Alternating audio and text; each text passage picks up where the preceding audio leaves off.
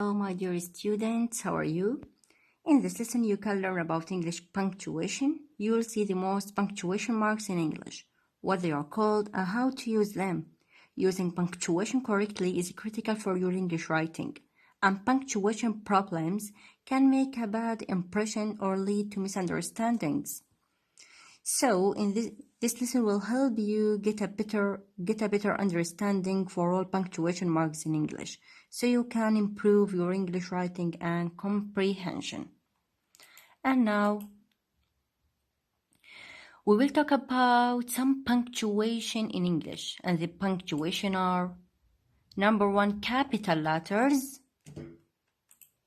number 2, the comma; number 3, the full stop; number 4, the apostrophe. At first, we'll talk about the first punctuation. This is capital letter. When do we use capital letters? We use capital letters for the first person singular pronoun I at the beginning of the sentences. The names of people, places, and countries. For example, Sarah, Beirut, Roman theater. Sarah here is a name of a particular person. Beirut is a name of a particular country, and Roman theater is a name of a particular place. In number 4, when do we use capital letters? For the days of the week and the months of the year. For example, we have Friday, Tuesday, March, May, August. Notice that here you should capitalize the first letter for them. Now we will talk about the comma. We use comma to connect between two sentences and before but. For example, I love reading, but my sister doesn't love it. Here we put a comma before but and to connect between two sentences. Now we will talk about the full stop. We use the full stops to end the sentences which begin in a capital letter. For example, he is a good student. Here we put the full stop to end the sentence. At last, we will talk about the apostrophe. We use the apostrophe when we write two words as one. Number 1, for the subject pronoun and the auxiliary verb. How? Look at these examples. We have I am. Here we put an apostrophe between I and am to make a contraction, and it becomes like this: I am. He is, he's. They have, they've. We are, we're. I have, I've. And we use the apostrophe for the auxiliary plus not.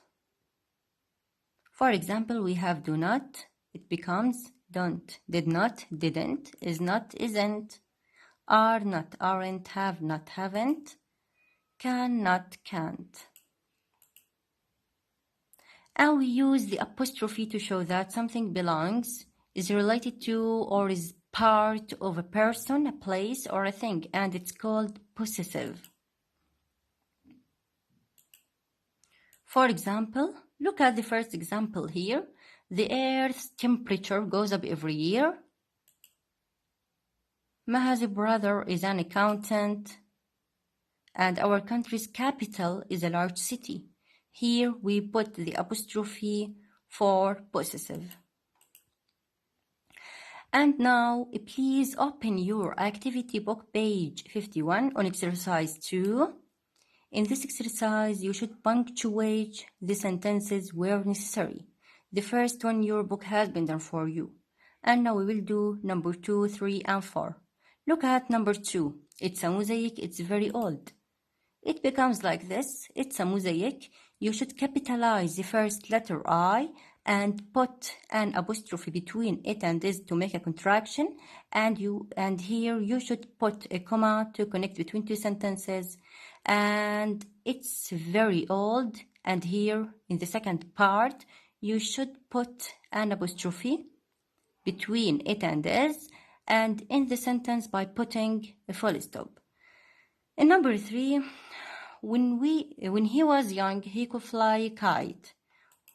It becomes like this. when he was young. Here you should capitalize the first letter W because it's at the beginning of the sentence, and put a comma to connect between two sentences.